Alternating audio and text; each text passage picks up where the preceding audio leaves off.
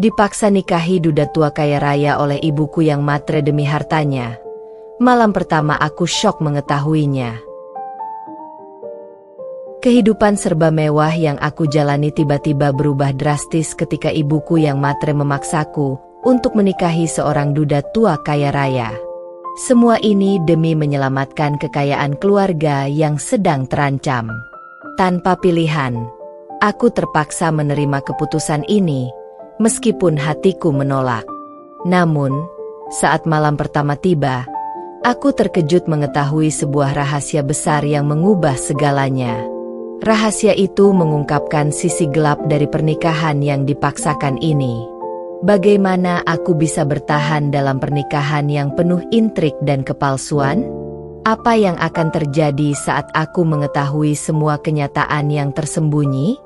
Jangan lewatkan kisah penuh kejutan, intrik, dan drama. Like jika kamu juga pernah merasa terjebak dalam keputusan orang lain. Komen di bawah kalau kamu penasaran bagaimana aku menghadapinya. Subscribe untuk kisah lebih menarik dari aku. Sebelum masuk ke ceritanya, jangan lupa absen dulu Bunda. Bunda semuanya dari daerah mana saja. Dan bagi yang sudah subscriber semoga rezekinya lancar. Aku adalah seorang wanita yang hidup dalam kemewahan. Mungkin kalau orang melihat dari luar, mereka akan menganggap aku memiliki kehidupan yang sempurna. Tapi kenyataannya, hidupku tak pernah sesempurna itu. Semua yang aku punya, aku dapatkan dengan harga yang cukup mahal. Bukan hanya uang yang mengalir deras dari pekerjaan orang tuaku, tetapi juga harga dari keputusan-keputusan yang mereka buat tanpa mempedulikan apa yang aku rasakan. Ibuku, seorang wanita yang terkenal dengan sifat matrenya, selalu berusaha membuat keputusan yang menurutnya terbaik untuk masa depan keluarga. Tapi di balik itu, seringkali aku merasa seperti sekadar barang yang diperdagangkan untuk keuntungan orang lain. Keluarga kami memang terbilang kaya raya, tapi aku tahu betul apa artinya segala harta itu. Segala sesuatu punya harga yang harus dibayar. Ayahku, entah di mana dia sekarang. Sejak kecil aku hanya melihatnya sebagai figur yang tak pernah ada di rumah. Lebih memilih bekerja keras demi menjaga kekayaan kami. Sementara itu, ibuku adalah pengatur jalannya. Dia yang memutuskan segalanya, termasuk keputusan besar yang mengubah hidupku, memaksaku menikah dengan duda tua kaya raya. Aku bukan gadis yang bodoh atau naif. Aku tahu apa yang ibuku inginkan dari pernikahan ini. Harta. Seseorang yang bisa memperpanjang aliran uang di dalam keluarga kami. Dan aku terpaksa mengikuti kehendaknya, meskipun aku sudah merasa ada yang tidak beres. Siapa yang ingin menikahi pria tua yang sudah punya banyak pengalaman hidup? Apalagi jika itu hanya demi uang? Namun, karena desakan ibuku, aku akhirnya setuju. Pernikahan itu terjadi begitu cepat. Tidak ada pertanyaan. Tidak ada pilihan lain. Aku tahu ini akan menjadi awal dari perjalanan panjang yang penuh dengan kebohongan dan manipulasi. Tapi satu hal yang aku tidak tahu adalah apa yang akan terjadi pada malam pertama kami, yang ternyata membawa kejutan besar yang tak pernah aku bayangkan. Malam itu, ketika aku mendapati kenyataan yang mengubah seluruh pandanganku tentang pernikahan ini, aku sadar, aku sudah terjebak. Terjebak dalam rencana orang lain yang membuatku kehilangan kontrol atas hidupku sendiri. Inilah cerita hidupku, cerita tentang seorang wanita yang harus berjuang menemukan jalannya sendiri, meskipun dia terjebak dalam pernikahan yang dipaksakan. Hari itu, matahari bersinar terik seakan-akan tahu betapa panasnya hati dan pikiranku. Gaun pengantin putih yang aku kenakan terasa begitu berat di tubuhku. Bukan karena bahan atau jahitannya, tapi karena beban yang menyesakkan dadaku. Aku, Amanda, berdiri di pelaminan megah yang disulap sedemikian rupa oleh ibuku, Bu Ratri. Semua tamu undangan tersenyum sumringah, seolah-olah pernikahan ini adalah kisah cinta yang sempurna. Padahal, mereka tak tahu, aku sedang menyerahkan hidupku pada lelaki yang bahkan tak pernah aku bayangkan sebelumnya. Pak Paridin. Duda tua berusia 58 tahun. Posturnya tinggi, perutnya buncit, rambutnya yang sebagian besar sudah memutih ditata rapi. Wajahnya dipenuhi garis-garis kerutan yang jelas menunjukkan usianya jauh di atas diriku. Tapi yang membuat orang-orang memandangnya kagum adalah statusnya. Pengusaha sukses pemilik beberapa perusahaan properti dan tambang batu bara. Harta kekayaannya tak terhitung. Dan itulah yang membuat Bu Ratri terobsesi. Amanda, jangan bikin malu ibu. Ingat, setelah kamu menikah, kita tidak akan kesulitan uang lagi. Semua asetnya kelak jadi milik kita juga. Bisik Bu Ratri tajam di telingaku beberapa menit sebelum ijab kabul. Tangannya mencengkeram lenganku, menunjukkan betapa serius dan ambisiusnya ia terhadap pernikahan ini. Aku hanya menunduk. Ada bagian dalam diriku yang ingin berontak, ingin berteriak bahwa aku tidak mau. Tapi mataku melirik sekeliling. Para tamu, para tetangga, sahabat-sahabat ibuku. Semua mata memandangku. Terlalu banyak tekanan. Ijab kabul sah. Sah. Suara para saksi serempak menggemuruh. Dalam hitungan detik, hidupku berubah. Aku resmi menjadi istri Pak Paridin. Acara resepsi berlalu seperti bayangan. Senyum-senyum palsu. Foto-foto dengan kerabat. Ucapan selamat yang tidak aku inginkan. Tapi yang paling membuatku gelisah adalah ketika acara selesai dan aku dibawa ke kamar pengantin. Jantungku berdegup kencang. Kamar itu mewah. Dipenuhi ornamen klasik dengan ranjang berukuran king size yang dihiasi kelambu putih dan bunga mawar merah. Aroma parfum ruangan begitu kuat, menusuk hidungku. Pak Paridin masuk belakangan. Langkahnya pelan namun pasti. Aku menegang, berdiri di pinggir ranjang.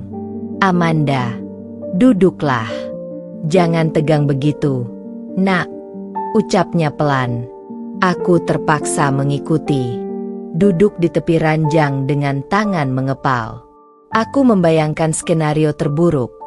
Malam pertama yang akan membuatku harus menyerahkan semuanya pada pria setua itu. Tapi yang terjadi justru mengejutkanku. Pak Paridin membuka kemejanya perlahan. Namun saat kancing ketiga terbuka, aku tercekat. Mataku membelalak. Di dadanya, ada bekas luka operasi besar yang melintang dari atas ke bawah. Tapi bukan hanya itu yang membuatku syok. Dia melepaskan sabuk dan celana panjangnya, lalu memperlihatkan sesuatu yang membuat nafasku tercekat. Pak Paridin ternyata tidak memiliki alat kelamin pria secara utuh. Amanda, mungkin ini akan membuatmu kaget. Aku harus jujur. Beberapa tahun lalu aku menderita kanker prostat stadium akhir. Aku menjalani operasi besar. Aku sudah tidak bisa menjalankan kewajiban suami seperti biasanya. Ucapnya tenang, seolah-olah hal ini bukan sesuatu yang mengejutkan bagi pengantin perempuan seusia aku. Aku membeku. Lidahku keluh. Kepalaku berputar-putar. Antara marah, bingung, dan kecewa. Jadi, selama ini Bu Ratri memaksaku menikah hanya demi harta pria ini. Pria yang bahkan tidak bisa memberiku keturunan? Kenapa? Kenapa ibu tidak bilang soal ini? Gumamku lirih. Hampir tak terdengar. Pak Paridin tersenyum samar. Mungkin ibumu juga tidak tahu pasti. Tapi aku yakin, kamu wanita pintar, Amanda. Kita bisa hidup berdampingan, tanpa beban. Tanpa beban? Bagaimana aku bisa menyebut ini tanpa beban?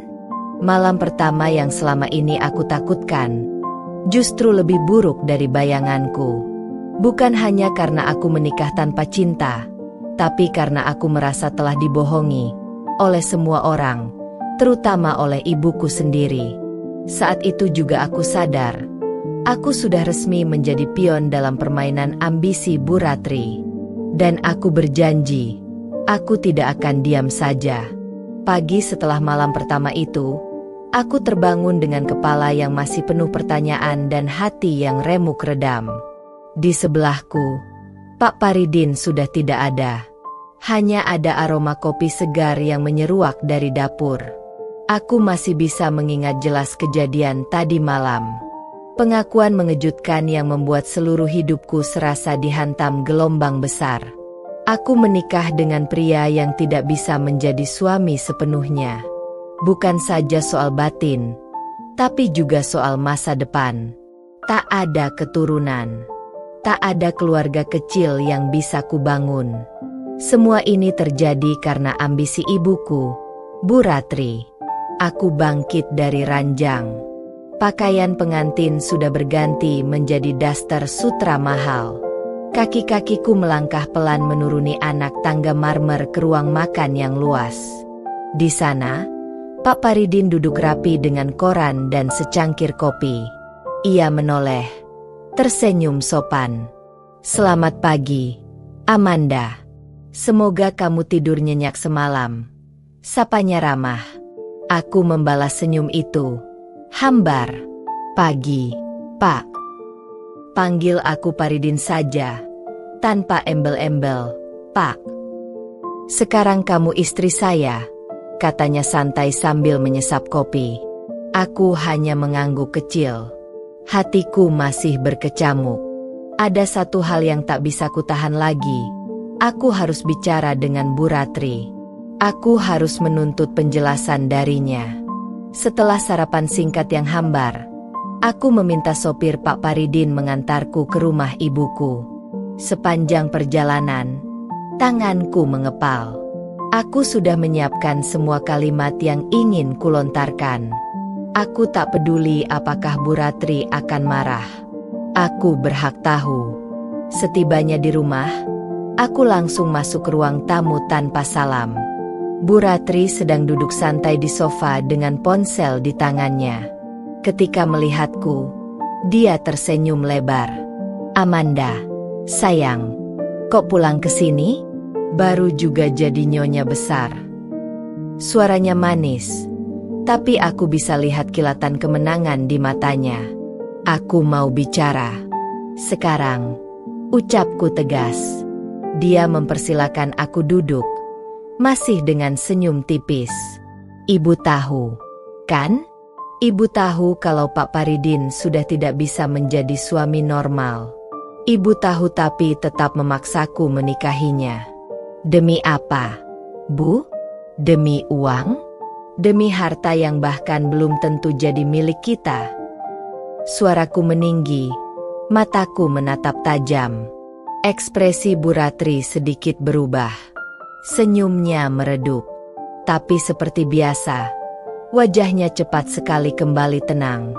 "Dengar, Amanda, aku melakukan ini semua demi kamu. Demi kita. Kamu pikir, setelah ayahmu pergi dan meninggalkan kita dengan utang, aku bisa diam saja? Hidup bukan soal cinta saja, Amanda. Hidup butuh jaminan, butuh uang. Dengan menikah Pak Paridin, kita aman. Kamu aman," jawabnya datar, tanpa rasa bersalah.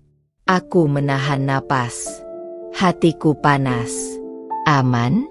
Aku harus menikah dengan pria yang tidak bisa memberiku keturunan, hanya supaya kita aman?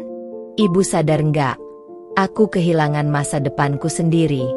Suaraku pecah. Bu Ratri mendesah panjang. Matanya menusukku tajam. "Jangan kekanak-kanakan, Amanda.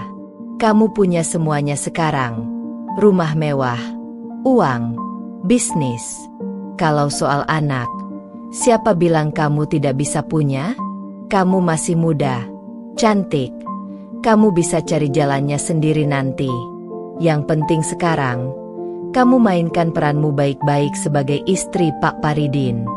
Jangan bikin ibu malu." Aku tercekat. Kata-kata ibuku bagaikan belati yang menusuk dadaku. Aku sadar, ibuku takkan pernah peduli pada kebahagiaanku. Yang dia peduli hanyalah harta dan status sosial. Hari itu aku pulang ke rumah Pak Paridin dengan pikiran bulat. Kalau ibuku bisa memanipulasi aku demi harta, aku pun bisa memainkan permainan yang sama. Aku tidak akan diam, tidak akan menjadi boneka selamanya.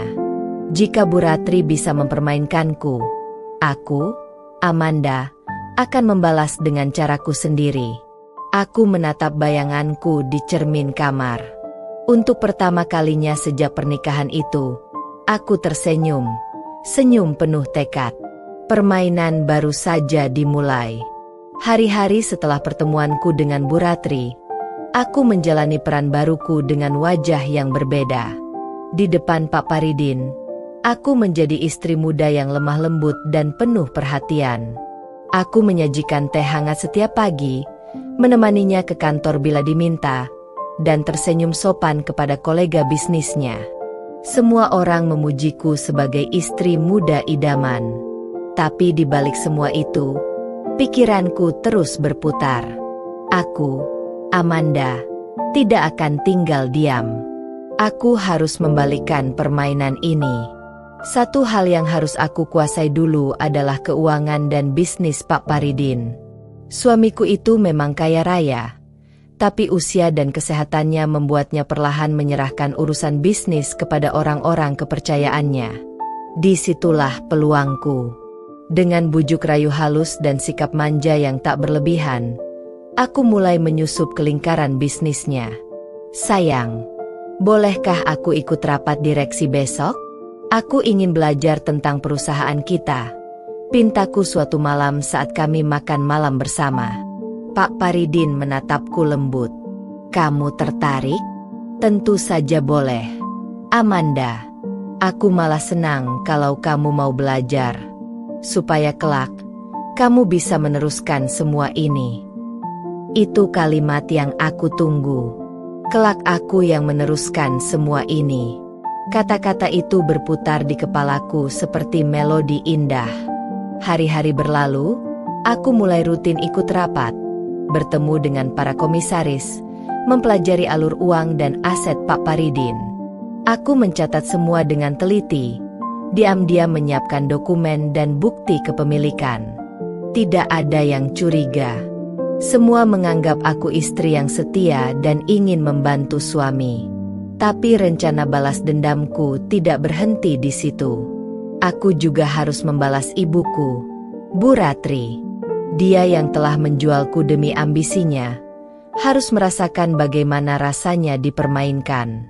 Suatu siang, aku mengundangnya makan siang di rumah. Rumah megah milik Pak Paridin, yang sekarang sah jadi rumahku juga. Wah, rumah kamu sekarang mewah sekali ya, Amanda. Komentar Bu Ratri sambil memandang interior elegan ruang tamu. Ibu bangga padamu. Berkat ibu, kamu jadi nyonya besar begini. Senyumnya lebar, seperti biasa. Aku balas tersenyum manis. Iya, Bu. Semua karena ibu. Suaraku lembut.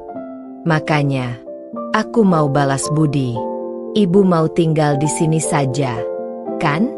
Biar enak, nggak perlu repot lagi. Matanya berbinar. Jelas tawaran itu menggiurkan. Ibu mau, tentu mau. Aku menggenggam tangannya hangat. Tapi, Bu, ada syaratnya.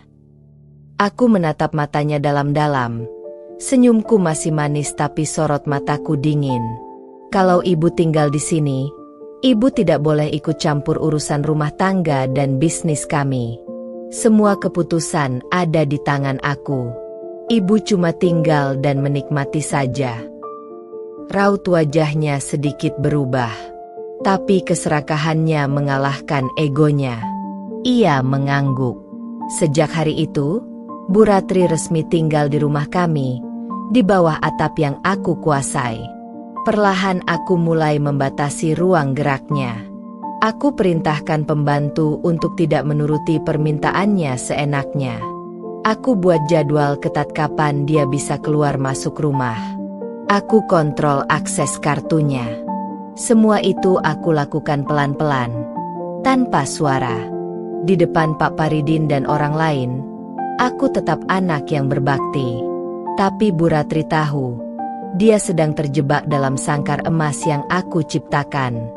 Sementara itu, di sisi lain, hubunganku dengan Pak Paridin semakin erat. Meski kami tidak menjalani hubungan suami istri secara fisik, dia mulai benar-benar mempercayaiku sepenuhnya.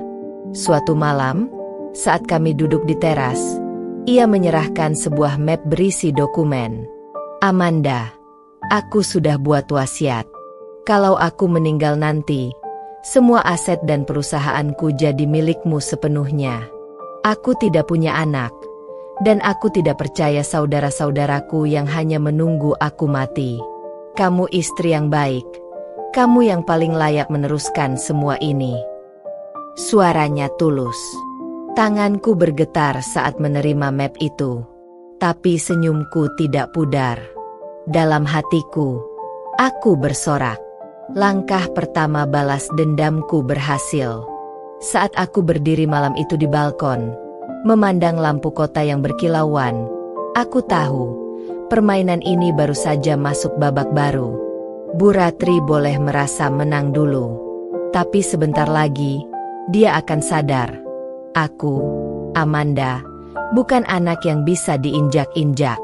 3 bulan berlalu sejak Pak Paridin menandatangani wasiat yang membuat semua hartanya jatuh ke tanganku bila sesuatu terjadi padanya. Sejak saat itu, aku makin luas memainkan peran. Di depan Pak Paridin, aku tetap istri yang penuh perhatian. Tapi di belakang layar, aku sudah jadi penguasa bayangan yang perlahan mengendalikan bisnis dan rumah tangga ini sepenuhnya. Sementara itu, Bu Ratri, ibuku sendiri, mulai menunjukkan ketidaksabarannya. Aku bisa lihat sorot matanya yang gusar saat permintaannya terus kutunda dan fasilitasnya kian kubatasi. Ia pikir bisa dengan mudah memeras dan memanfaatkanku seperti dulu. Tapi sekarang, aku bukan Amanda yang dulu. "Mana janji kamu, Amanda?" bentaknya suatu sore di kamarku. "Ibu dulu yang atur semuanya sampai kamu bisa nikah sama Pak Paridin. Kamu janji akan bagi harta kalau sudah jadi nyonya besar." Aku memutar cangkir teh di tanganku pelan, lalu menatapnya dingin. "Oh, janji itu? Ibu salah dengar. Aku janji ibu akan menikmati hidup, bukan menguasai hidupku." Suaraku tegas, tak ada lagi nada manja. Wajah Bu Ratri memerah. Tapi sebelum ia sempat membalas, pintu kamar diketuk. Salah satu asisten pribadi Pak Paridin masuk dengan tergesa. "Bu Amanda, Pak Paridin kolaps. Sekarang dibawa ke rumah sakit." Hatiku berdegup keras. Aku pura-pura panik, tapi dalam hati aku tahu, ini saatnya. Di rumah sakit, dokter memberi kabar. Pak Paridin mengalami serangan jantung yang cukup parah. Ia harus dirawat intensif, dan kondisinya sangat lemah. Aku duduk di samping ranjangnya, menggenggam tangannya lembut. Ia membuka mata pelan. "Amanda, aku titip semua padamu. Jangan biarkan siapapun hancurkan apa yang sudah aku bangun." Suaranya lirih. Aku mengangguk penuh kasih. "Tenang, sayang. Aku akan jaga semuanya." Malam itu, Pak Paridin meninggal dunia. Aku menangis sejadi-jadinya di depan semua orang, memainkan peran istri muda yang berduka. Semua orang simpati padaku. Tidak ada yang curiga bahwa dalam hatiku, aku sudah menyiapkan diri menjadi ratu sesungguhnya. Beberapa minggu setelah pemakamannya, surat wasiat dibacakan. Seperti yang diatur, semua aset, perusahaan, rumah, dan rekening atas nama Pak Paridin resmi menjadi milikku, Amanda. Bu Ratri datang tergopoh-gopoh ke rumah dengan mata berbinar. Amanda, akhirnya kamu yang pegang semuanya. Ayo, sekarang waktunya kita bagi hasilnya. Ia menepuk tanganku penuh semangat. Aku tersenyum tipis. Perlahan aku tarik tanganku dari genggamannya. Maaf, Bu, tidak ada bagi hasil. Suaraku dingin dan tegas. Semua ini milikku sepenuhnya, termasuk rumah yang ibu tinggali sekarang. Kalau ibu mau tetap tinggal, ibu harus patuh aturan yang aku buat. Kalau tidak, aku berbisik di telinganya. Ibu bisa angkat kaki dari sini. Wajah Bu Ratri seketika pucat. Amanda, kamu anak durhaka, teriaknya keras. Aku berdiri, menatapnya tajam. Kini semua topeng sudah kulepas. Dulu ibu menjual aku demi harta. Memaksa aku menikah dengan lelaki tua yang tak aku cintai. Sekarang, lihat, aku yang memegang semuanya. Dan aku pastikan ibu tidak akan bisa menyentuh sepeser pun tanpa seizinku. Ucapku dingin. Aku melangkah pergi, meninggalkannya terisak di ruang tamu megah yang dulu dia banggakan. Malam itu, aku berdiri di balkon rumah megah ini, seperti malam-malam sebelumnya. Tapi malam ini berbeda. Tahta itu kini milikku sepenuhnya. Dan Bu Ratri akan merasakan pahitnya karma atas keserakahannya sendiri. 2 bulan setelah kematian Pak Paridin, aku bukan lagi sekadar istri muda yang disangka lugu. Aku resmi menjadi direktur utama seluruh perusahaan milik mendiang suamiku. Bisnis properti, kontraktor, hingga saham yang tersebar di berbagai sektor, semua kini di bawah tanda tanganku. Aku bekerja keras, bukan hanya untuk mempertahankan harta, tapi menggandakan kekuasaan. Dalam waktu singkat, perusahaan yang sempat goyah karena kepergian Pak Paridin justru melejit lebih tinggi di tanganku. Media mulai memanggilku Ratu Bisnis Muda, dan wajahku terpampang di berbagai majalah. Sementara itu, Bu Ratri makin tertekan. Setelah aku memutus segala fasilitasnya, ibu terpaksa pindah dari rumah mewah yang dulu ia anggap tahta kecilnya. Sekarang ia menumpang di rumah kontrakan kecil, jauh dari keramaian. Wajahnya yang dulu selalu dihias make up tebal, kini kusam dan kuyu. Tapi aku belum puas. Aku belum lupa bagaimana rasanya dipaksa menikah oleh ibuku sendiri, hanya demi tumpukan rupiah. Aku rancang rencana terakhir, panggung balas dendam. Suatu hari, aku menyelenggarakan acara amal besar-besaran di Hotel Bintang 5 milik perusahaan warisan Pak Paridin. Semua pejabat, pengusaha, dan tokoh masyarakat diundang. Media meliput di mana-mana. Dan aku sengaja mengundang Bu Ratri dengan alasan sebagai tamu kehormatan. Di tengah acara, setelah pidato-pidato manis selesai, aku naik ke podium. Mikrofon ku genggam erat.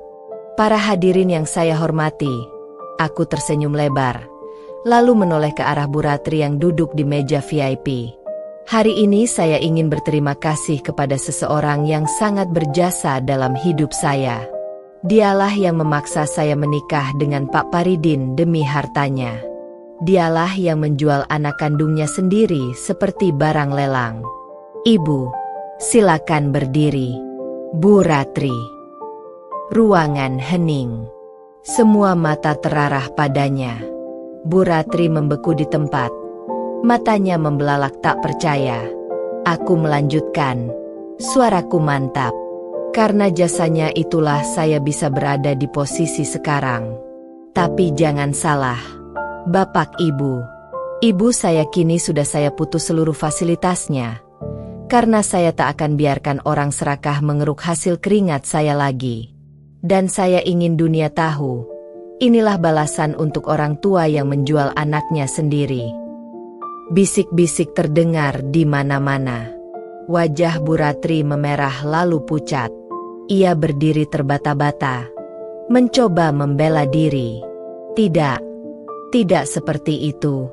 Amanda memfitnah saya. Semua ini salah. Suaranya bergetar. Tapi aku tersenyum puas.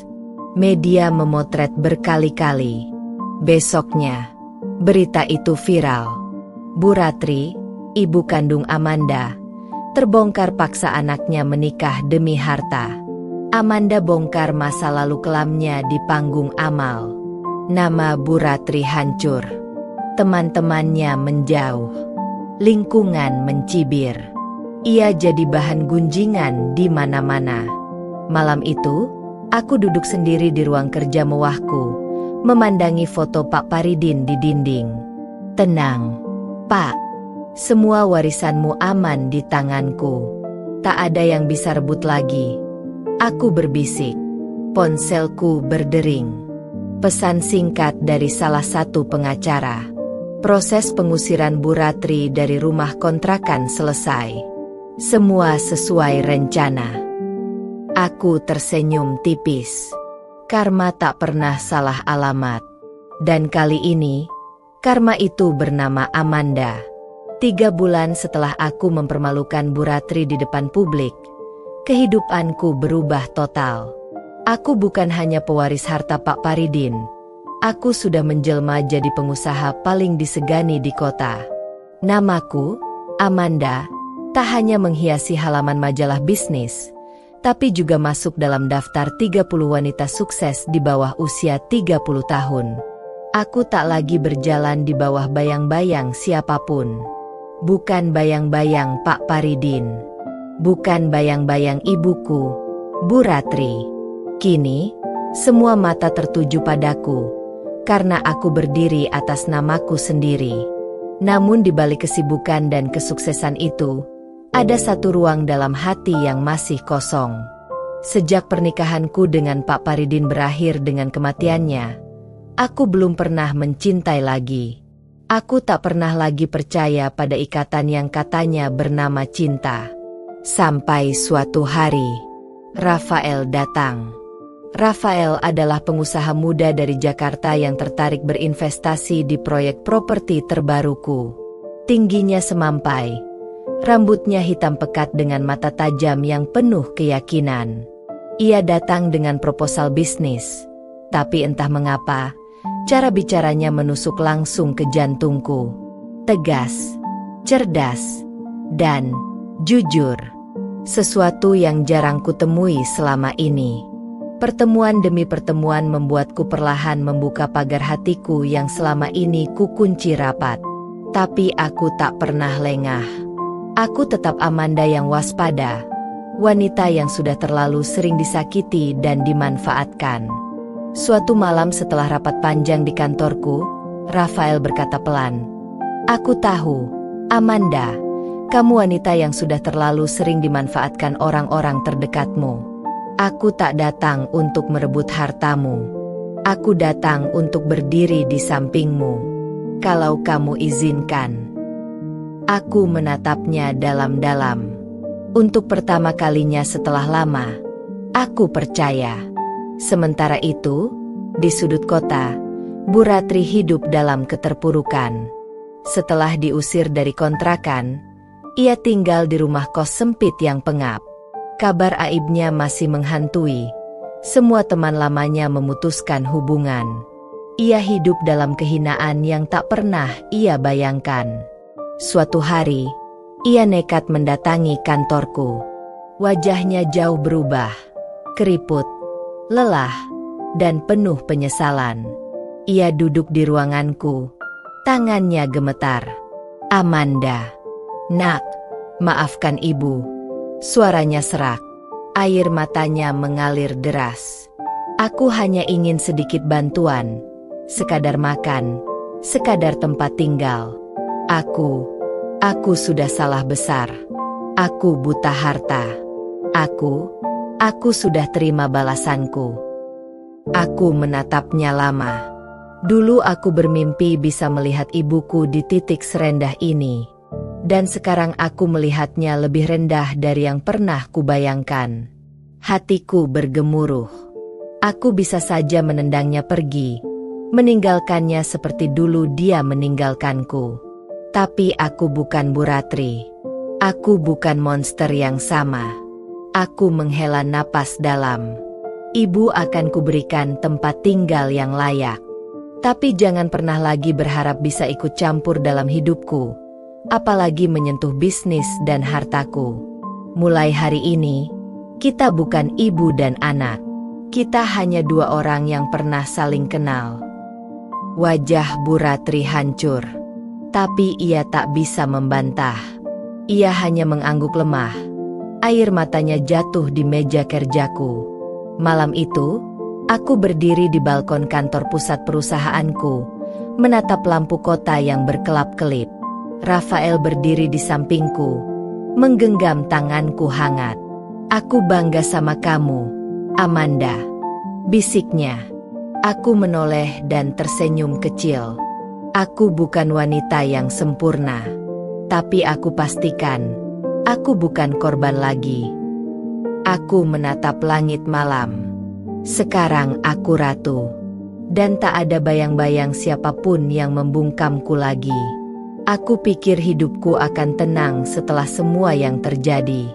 Harta warisan Pak Paridin sudah kukelola dengan rapi, perusahaanku berkembang pesat, dan Bu Ratri sudah kutempatkan di rumah sederhana jauh dari kehidupanku. Namun hidup, seperti biasa, selalu punya caranya sendiri untuk menguji keteguhan hatiku. Hari itu, Rafael mengajakku bertemu di salah satu restoran bintang 5 di pusat kota.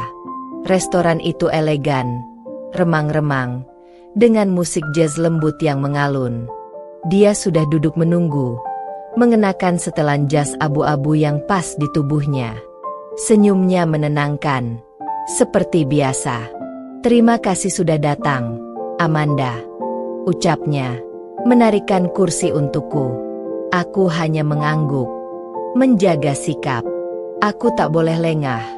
Tak peduli seberapa nyamannya aku mulai merasa di dekat Rafael. "Kenapa mengajak makan malam mendadak seperti ini?" tanyaku datar. Rafael menatapku, tatapannya dalam dan penuh keyakinan. "Aku ingin bicara soal masa depan kita." Napas dalamku hirup pelan. Hatiku berdesir, tapi aku tetap tak menunjukkan apapun di wajahku. "Amanda," ucap Rafael serius, "aku ingin melamarmu." Aku terdiam. Jantungku berdegup tak beraturan. Aku bukan gadis muda yang mudah tersentuh oleh kata-kata manis. Aku sudah melewati pernikahan penuh paksaan dengan Pak Paridin. Tapi ucapannya barusan membuat sesuatu di hatiku bergetar. "Jangan jawab sekarang. Aku tahu kamu pernah disakiti, pernah dimanfaatkan, bahkan oleh orang yang paling kamu percaya, ibumu sendiri." Suara Rafael merendah, tulus. "Aku tak datang membawa janji manis. Aku hanya datang membawa janji sederhana. Aku ingin kamu bahagia. Dan aku ingin kita membangun hidup ini berdampingan. Tak ada paksaan. Tak ada bayang-bayang masa lalu." Untuk pertama kalinya dalam waktu lama, aku merasa ingin percaya lagi. Beberapa minggu setelah makan malam itu, aku memutuskan untuk memberi Rafael kesempatan. Kami mulai sering bertemu, bukan hanya soal bisnis, tapi berbicara soal mimpi, luka, dan masa depan. Sampai suatu hari, luka lama yang kukira sudah mati muncul lagi. Saat aku hendak rapat di kantor cabang, sekretarisku menyerahkan sebuah amplop tanpa nama. "Ini tadi ada yang titipkan untuk Bu Amanda," ucapnya. Aku membukanya pelan. Isinya foto-foto. Foto-foto Rafael dengan Bu Ratri. Ada foto Rafael menyerahkan sejumlah uang pada ibuku. Ada pula foto mereka berbicara di sebuah warung. Wajah Rafael serius. Wajah Bu Ratri menunduk. Tanganku bergetar. Hatiku seakan tercabik. Tanpa pikir panjang, aku telepon Rafael. "Temui aku sekarang." Suaraku dingin. Rafael datang tak lama kemudian. Aku tak membuang waktu. Aku lemparkan amplop berisi foto itu di meja. Jelaskan ini. Wajah Rafael menegang. Namun ia tak terkejut. Seolah sudah memprediksi hal ini akan terjadi. Amanda, aku memang menemui ibumu. Tapi bukan seperti yang kamu pikirkan. Suaranya tegas. Lalu apa? Kamu dan dia bekerja sama? Mau habisi aku? Rampas harta Pak Paridin seperti dulu dia lakukan padaku. Suaraku bergetar. Mataku panas. Luka lama yang dulu ku pendam meledak. Rafael mendekat pelan. Menatapku lurus. Aku menemui ibumu karena dia datang padaku. Dia meminta uang, mengaku kesulitan. Aku memberinya uang dengan syarat. Dia tak boleh lagi mengganggumu. Aku membayarnya agar dia menjauh dari hidupmu. Rafael mengeluarkan ponselnya, menunjukkan rekaman percakapan mereka. Suara Bu Ratri terdengar jelas, memohon-mohon, meminta uang, dan Rafael dengan tenang berkata, "Ini terakhir kalinya Anda ganggu Amanda. Setelah ini, Anda lenyap."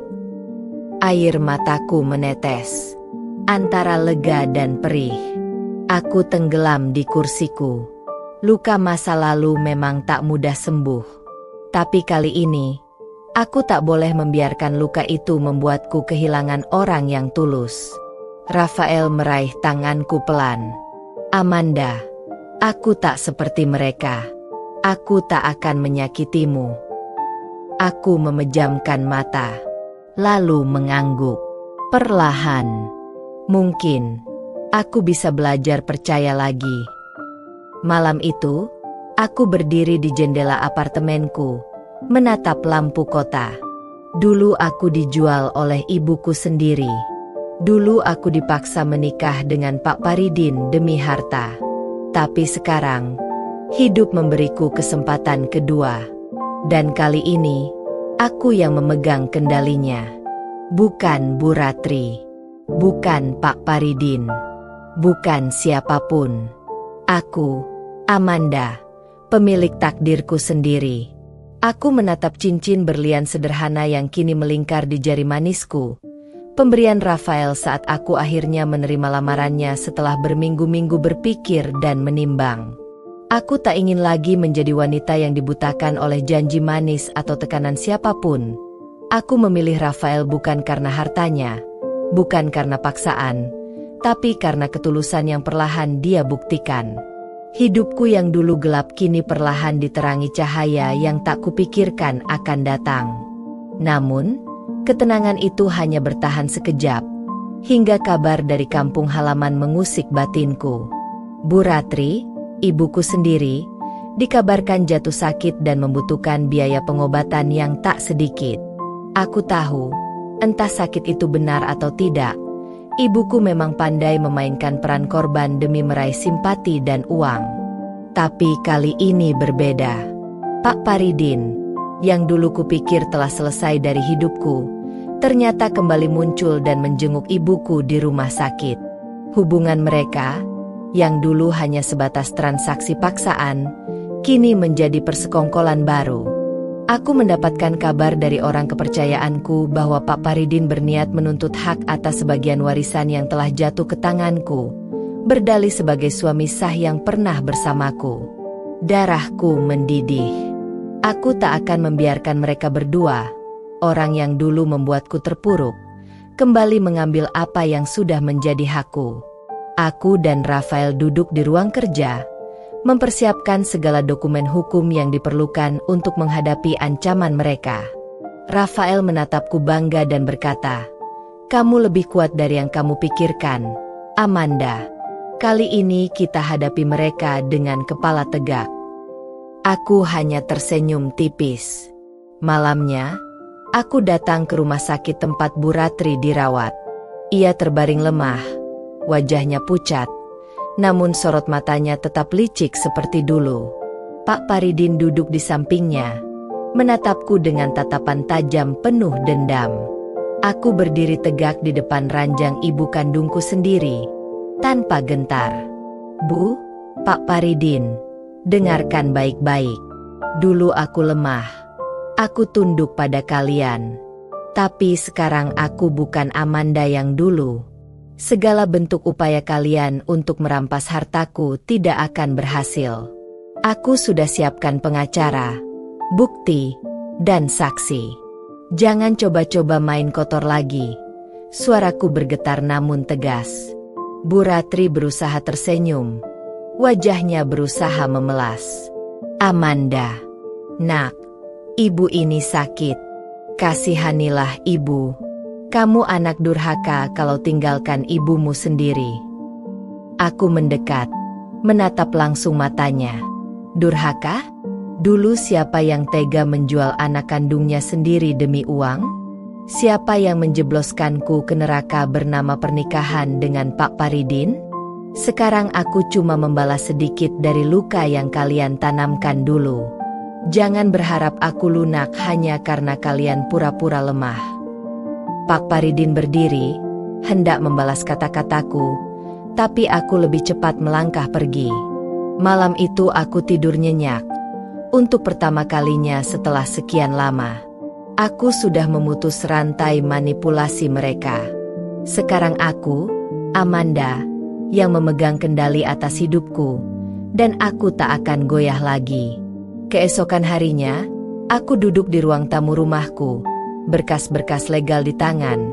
Pikiranku jernih meskipun hatiku masih terasa panas dengan pertemuan semalam. Rafael ada di sampingku, menguatkan, dan tim pengacaraku sudah menyiapkan semuanya untuk menghadapi segala kemungkinan. Namun sebelum langkah hukum benar-benar kuambil, sebuah pesan masuk di ponselku, dari nomor tak dikenal. Pesan itu berisi rekaman suara. Aku putar pelan-pelan, dan suara itu, jelas suara Bu Ratri dan Pak Paridin. "Paridin, uang dari Amanda harus kita ambil sekarang. Kalau tidak, kita habis. Aku pura-pura sakit parah, dan kamu siapkan surat pernyataan palsu itu. Cepat." Suara ibuku jelas, licik, tanpa belas kasihan. Aku terdiam. Jantungku berdetak cepat. Bukti ini lebih dari cukup untuk menjatuhkan mereka di mata hukum. Aku segera menghubungi pengacaraku, dan mereka tersenyum yakin.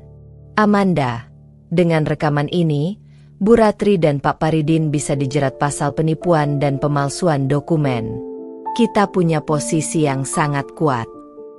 Beberapa hari kemudian, aku datang lagi ke rumah sakit. Kali ini aku membawa serta pengacara dan aparat kepolisian.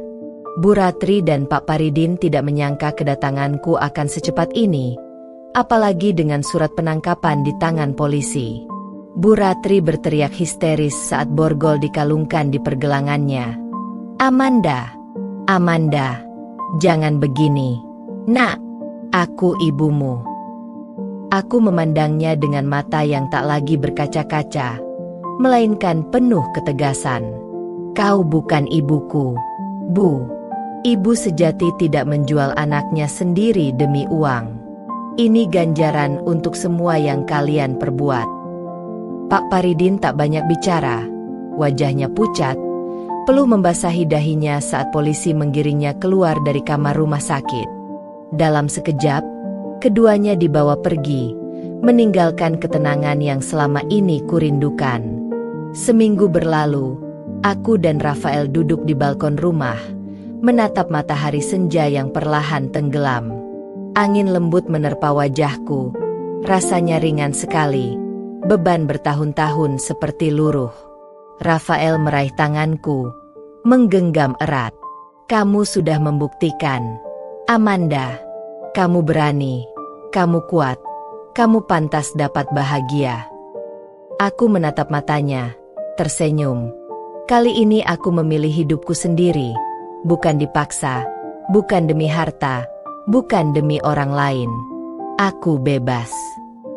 Dan di dalam hatiku, Aku berjanji tak akan pernah membiarkan siapapun merampas kebebasanku lagi. Ini adalah awal yang baru. Untukku, Amanda.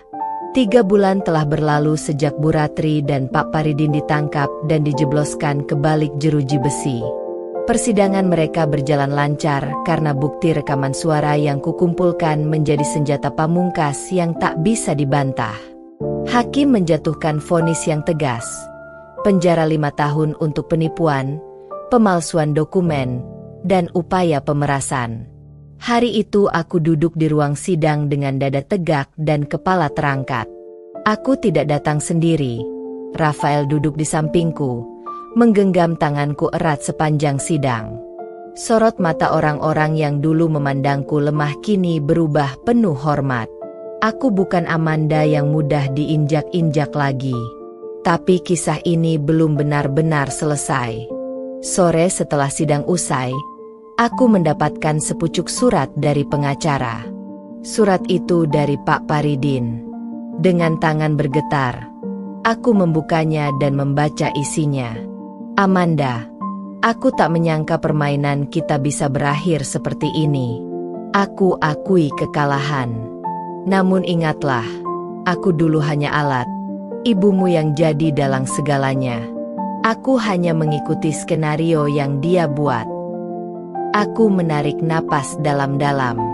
Entah apa maksud Pak Paridin menulis surat ini.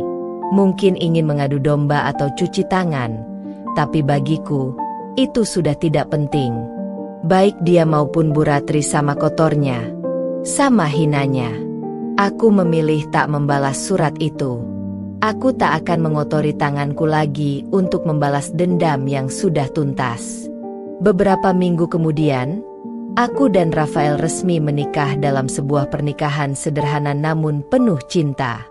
Tidak ada pesta mewah, tidak ada undangan ribuan tamu.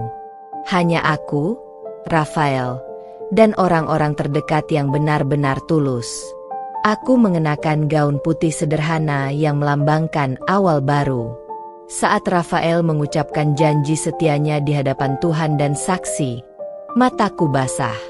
Kali ini, aku menikah karena cinta, bukan paksaan, bukan harta, bukan tipu daya. Setelah pernikahan, aku dan Rafael memutuskan pindah dari kota kelahiranku. Aku menjual rumah warisan yang dulu jadi alat Bu Ratri memaksaku menikah dengan Pak Paridin. Uangnya kubagikan sebagian ke panti asuhan dan sebagian lagi aku pakai untuk membuka usaha butik kecil. Sesuatu yang selalu kuimpikan sejak dulu. Hidupku perlahan berwarna. Setiap pagi aku membuka butikku dengan senyum lebar. Rafael yang dulu hanya rekan bisnis kini jadi suami yang penuh pengertian. Kami bekerja sama membangun masa depan yang baru, jauh dari bayang-bayang masa lalu. Suatu sore, aku duduk di butikku, memandang senja seperti dulu. Aku tersenyum, mengingat perjalanan panjang yang telah kulalui. Dari gadis polos yang dipaksa menikah demi harta, menjadi wanita yang berani membebaskan diri, dan akhirnya menemukan cinta sejati. Hatiku berbisik, inilah balas dendam terbaik, Amanda. Bukan dengan menyakiti mereka lagi, tapi dengan membuktikan bahwa kau bisa bahagia tanpa mereka. Dan benar saja, kabar terakhir yang kudengar, Bu Ratri dan Pak Paridin meringkuk di penjara dalam keadaan terpuruk. Tidak ada lagi yang bisa mereka manfaatkan. Sementara aku hidup dalam kebahagiaan yang tak bisa mereka ganggu lagi. Hidupku milikku sendiri. Aku, Amanda, telah menang sepenuhnya. Beberapa tahun berlalu sejak pernikahanku dengan Rafael. Kami sudah membangun kehidupan baru yang jauh dari bayang-bayang masa lalu yang kelam. Butikku semakin berkembang dan mulai dikenal banyak orang, terutama setelah aku membuat koleksi busana dengan tema yang sangat personal bagiku. Setiap desain yang kubuat seakan menceritakan perjalanan hidupku, dari yang dulu dipaksa, kini bebas menentukan jalan hidup sendiri. Aku mulai merasa, setiap langkah yang kuambil kini terasa begitu ringan. Namun, suatu pagi, Saat aku sedang membuka email dari klien dan melihat beberapa tawaran kerjasama, sebuah surat tiba-tiba datang. Surat itu bukan dari pengacara atau seseorang yang kukenal dalam dunia bisnis. Tertulis jelas di amplopnya, dari Bu Ratri. Hatiku berhenti sejenak. Tak ada kata yang lebih pantas untuk menggambarkan perasaanku saat itu selain cemas. Apalagi yang diinginkan ibu kandungku setelah semua yang terjadi? Setelah semua yang dia lakukan padaku? Aku membuka surat itu perlahan, merasa ada ketegangan yang merayap di setiap jengkal tubuhku. Isinya hanya beberapa baris tulisan tangan. Amanda, aku tahu aku sudah banyak berbuat salah padamu. Aku telah mengecewakanmu, membuat hidupmu sulit, bahkan memaksamu menjalani hidup yang tidak ingin kamu jalani. Aku tidak akan mencari alasan atau pembenaran. Aku hanya ingin kamu tahu, aku menyesal. Aku sakit, dan aku tahu waktuku tidak lama. Semua yang aku lakukan, semuanya demi uang. Aku paham jika kamu tidak bisa memaafkanku, tapi aku ingin kamu tahu, aku menyesal, Amanda. Aku terdiam membaca kata-kata itu. Sejujurnya, hatiku tak begitu mudah untuk menerima permintaan maaf itu. Ibu, yang dulu dengan mudahnya mengorbankanku demi keinginannya, kini menulis kalimat penyesalan. Tapi aku tidak marah. Aku tidak merasa perlu membenci atau membalas dendam lebih jauh. Hidupku sekarang sudah jauh lebih baik, jauh lebih damai tanpa dia. Aku tidak langsung membalas surat itu. Beberapa hari kemudian, aku berbicara dengan Rafael tentang surat tersebut. Dia hanya tersenyum bijak, menyentuh tanganku lembut. Amanda, aku tahu ini bukan hal yang mudah untukmu. Tapi, mungkin inilah waktunya untuk melepaskan semua yang masih mengikatmu di masa lalu. Kata-kata Rafael membuatku berpikir. Aku telah menghabiskan waktu bertahun-tahun untuk berjuang melepas belenggu masa lalu.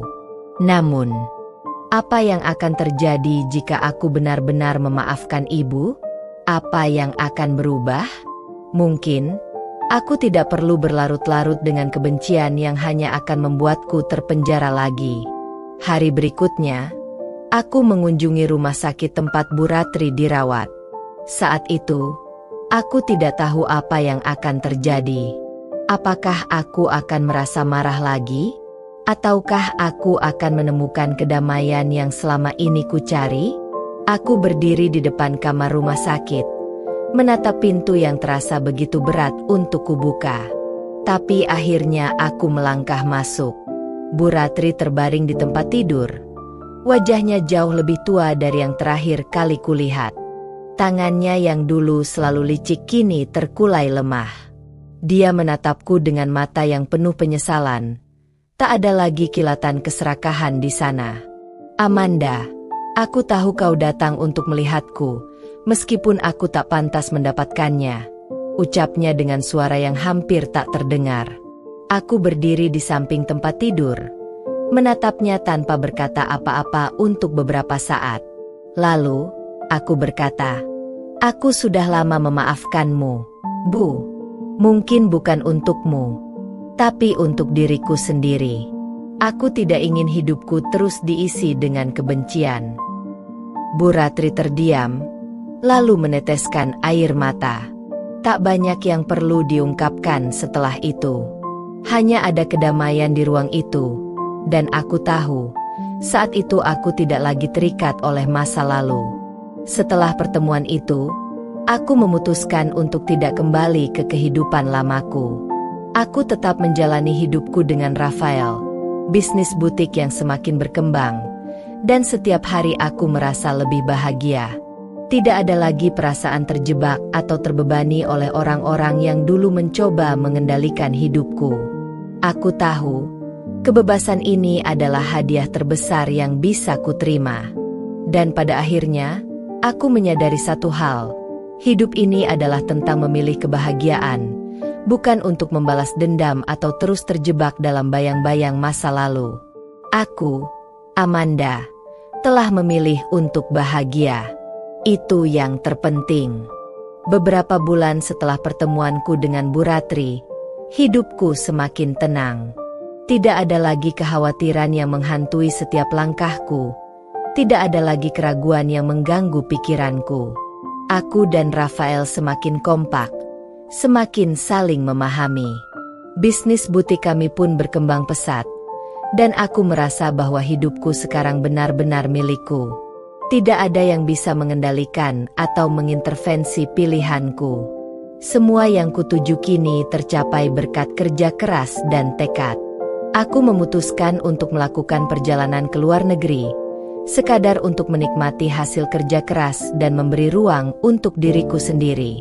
Tidak ada agenda lain selain menikmati waktu bersama Rafael. Aku tahu, inilah waktu yang tepat untuk membiarkan diri merasakan kebahagiaan tanpa beban masa lalu. Dalam perjalanan itu, aku menyadari bahwa kebahagiaan bukan sesuatu yang datang dengan mudah, tapi ia adalah hasil dari perjalanan panjang yang penuh perjuangan. Saat kami kembali, Rafael memberiku kejutan. Kami akan membuka cabang butik di kota lain. Aku merasa bangga dan terharu. Kami bekerja keras bersama, membangun bisnis ini dari bawah hingga ke puncak, dan sekarang aku tahu, aku tidak akan pernah mengulang kesalahan yang sama seperti dulu. Hidupku kini penuh dengan tujuan yang jelas, dan yang paling penting, aku telah memaafkan diriku sendiri.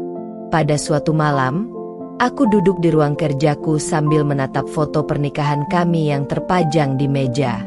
Foto itu menunjukkan senyum lebar kami berdua, penuh kebahagiaan. Aku tersenyum sendiri, merasa damai.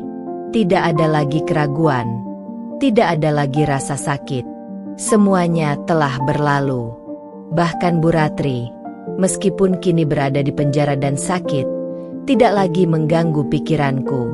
Aku telah memilih untuk melepaskan dan terus melangkah maju.